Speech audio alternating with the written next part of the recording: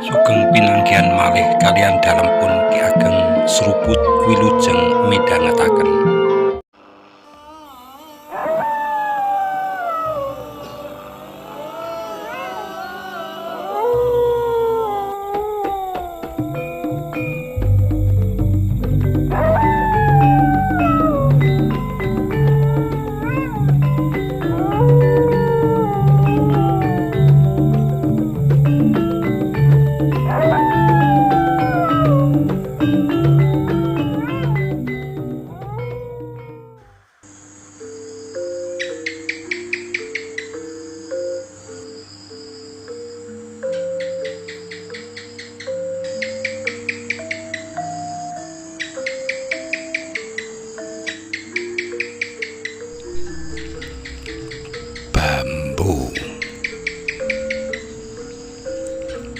Bambu asal muasal meturut dari berbagai seratan kuno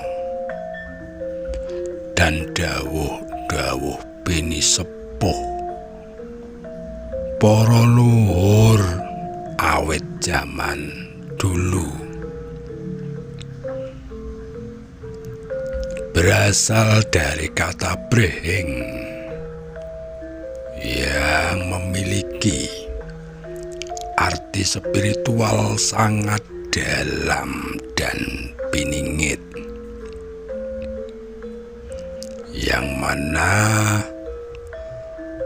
dalam kesempatan ini saya nuwun sewu mohon maaf jika masih belum bisa membabarkan tentang makna dan arti piningit dari brehing karena keterbatasan waktu untuk ngoceh di sini.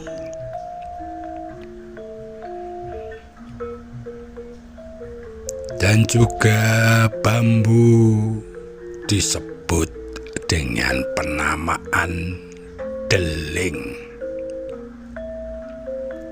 yang memiliki makna atau asal kata dari piandel kang kudu dieling-eling. Kalau bahasa Indonesianya itu prinsip hidup yang harus selalu diingat.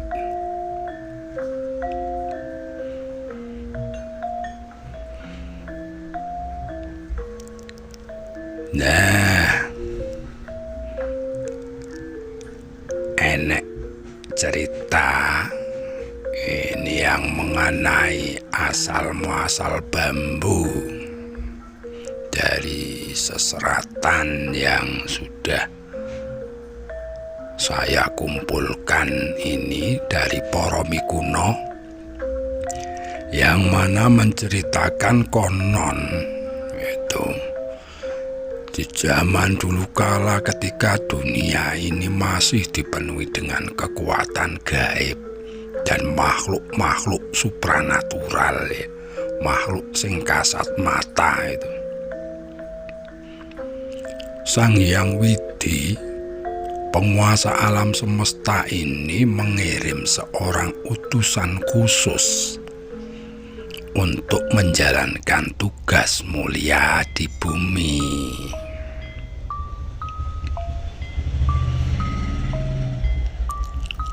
Nah, utusan ini adalah makhluk agung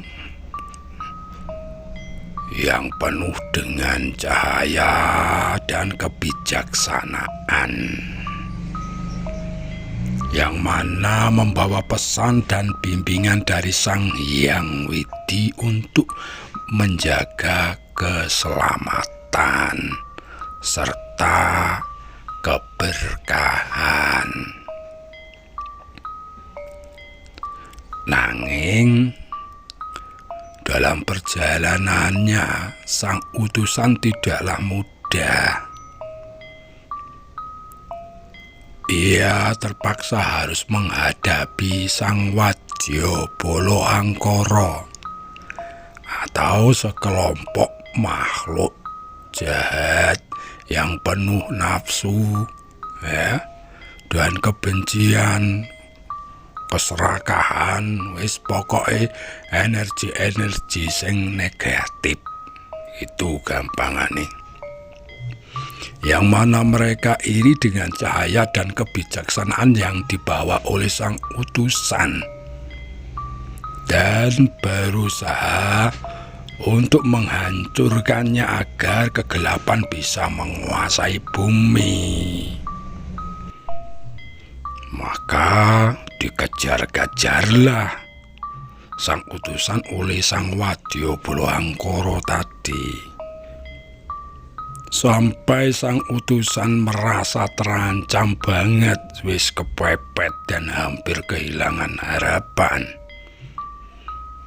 Dalam keputusasaannya itulah ia memuja Sang Hyang Widi dan memohon keselamatan serta perlindungan, yang mana akhirnya doa sang utusan menggema di seluruh penjuru alam. Dan Sang Hyang Widi mendengar permohonannya, sehingga dalam sekejap sang utusan berubah menjadi sebatang bambu yang tumbuh dari tanah tempat ia berdiri. Lalu bambu itu tumbuh dengan cepat, meninggi dan menguat menjulang ke langit hingga sang wadyabala angkara tak mampu mencapainya. Itu sepenggal cerita tentang bambu. Lalu bagaimana dengan filosofinya?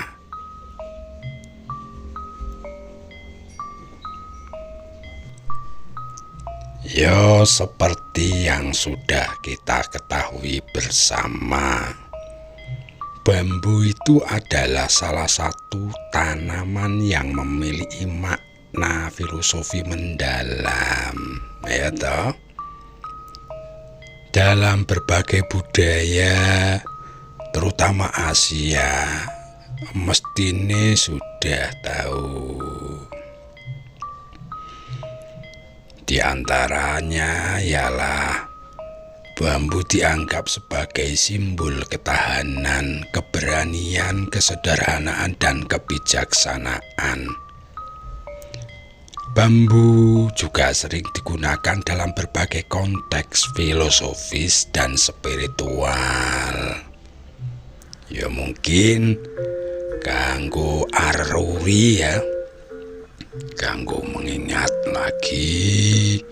Ya tak bacakan satu persatu ini miturut versi seratan kuno.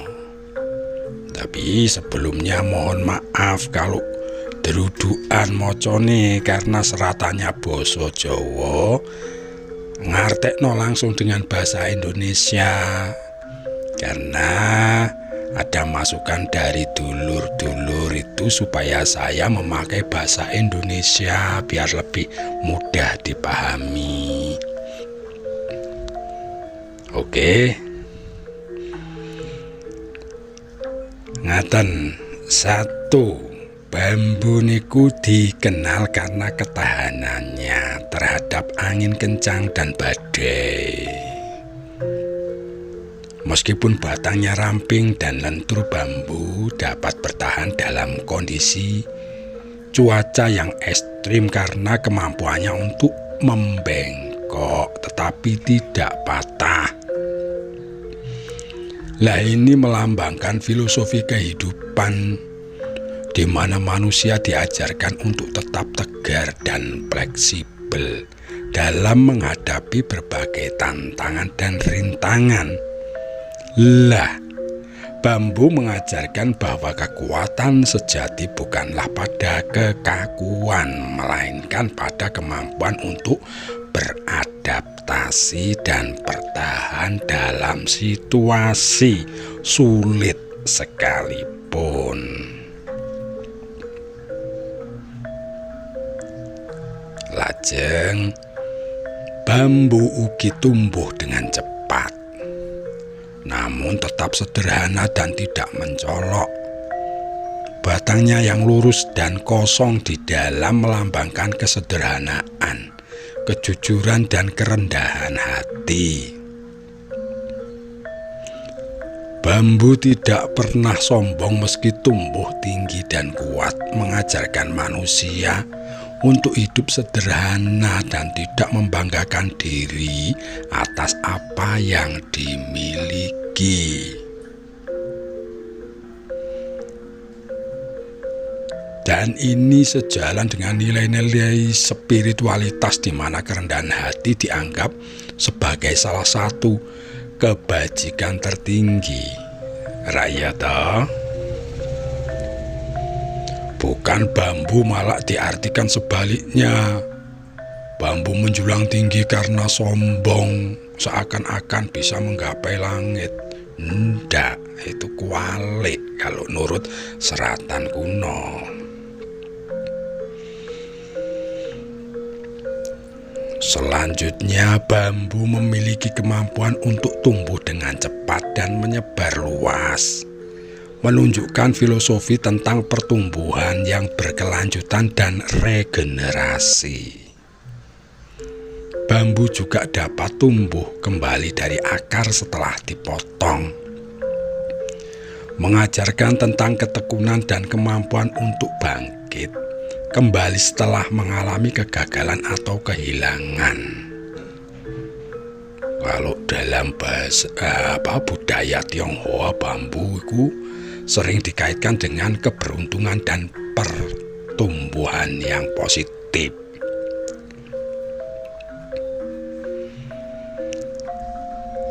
Bagian dalam bambu yang kosong itu melambangkan kekosongan yang diibaratkan sebagai keterbukaan pikiran dan kebijaksanaan.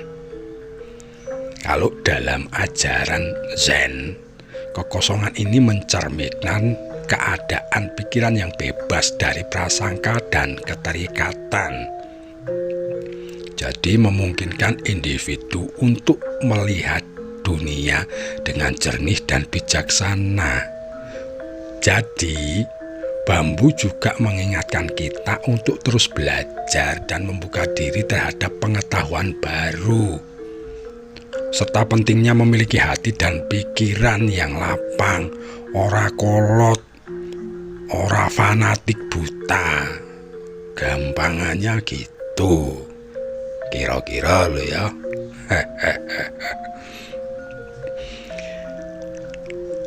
Lalu bambu sering tumbuh dalam rumpun, menggambarkan pentingnya kebersamaan, persatuan, dan harmoni dalam komunitas. Bambu yang tumbuh berdampingan saling mendukung satu sama lain, melambangkan kekuatan dari kolaborasi dan kebersamaan. Nah ya toh. Filosofi ini mengajarkan bahwa manusia tidak dapat hidup sendiri, melainkan harus saling mendukung dan bekerja sama untuk mencapai kesejahteraan bersama. Paham nggih? Nah, lajengipun dalam beberapa kebudayaan bambu juga melambangkan keabadian. Kemampuan bambu untuk tumbuh kembali setelah dipotong dan daya tahannya yang luar biasa membuatnya dianggap sebagai simbol kehidupan abadi dan reinkarnasi. Bambu juga sering dikaitkan dengan siklus kehidupan dan kematian yang terus berulang, mengingatkan kita bahwa kehidupan adalah proses yang berkelanjutan. Intine lak ya jene kita iki ra enek matine to. Mati urip, mati urip, mati urip mung istilah. Lah karena sifatnya bambu yang lurus dan sederhana, bambu juga melambangkan kemurnian dan ketulusan hati. Milo, dalam budaya Jepang, bambu juga sering digunakan dalam upacara-upacara keagamaan sebagai simbol dari niat yang murni dan doa yang tulus. Ini juga mencerminkan nilai integritas di mana seorang diharapkan untuk hidup dengan hati yang jujur dan tulus dalam segala tindakan. Jadi secara keseluruhan bambu adalah simbol yang kaya akan makna filosofis. Kehadirannya yang sederhana namun penuh makna mengajarkan banyak hal tentang kehidupan. Mulai dari ketahanan, kesederhanaan, hingga pentingnya kebersamaan dan kebijaksanaan. Bambu mengingatkan kita untuk tetap rendah hati, kuat dalam menghadapi tantangan, dan terus bertumbuh dalam segala aspek kehidupan. Kira-kira itu saja dulu ya mengenai bambu, pring atau deling. Kurang lebihnya saya mohon maaf. Paling tidak saya sudah membacakan ya, paling ora marengi wacana ananing isine bumbung. Semoga bermanfaat buat dulurku semuanya, pecinta Mandala Kawi. Pun dalam Ki Ageng Sruput Pujangga Anom Mandala Kawi matur rahayu nuwun.